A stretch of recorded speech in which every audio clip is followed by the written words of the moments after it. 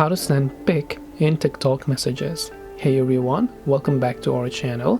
In this video I'm going to guide you on how you can send pictures in TikTok messages, so make sure to stick with me till the end. In order to send pictures in TikTok messages, it's actually quite very simple. All you have to do is simply go ahead and then make sure your TikTok app is updated to the latest version, because this is a new feature. And you can simply open up the TikTok application and then just come to the inbox tab from the bottom right of the screen. Now from here, just select a certain person to whom you want to send anything to. Then once you have done that, as you can see, I have sent this person images before.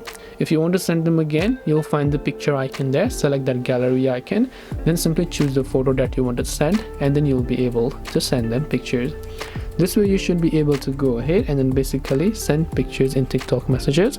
Hope this video was very helpful. If you have got any more questions, feel free to also leave them down in the comment section below. Thank you for watching till the very end of this tutorial, and see you soon in the next video.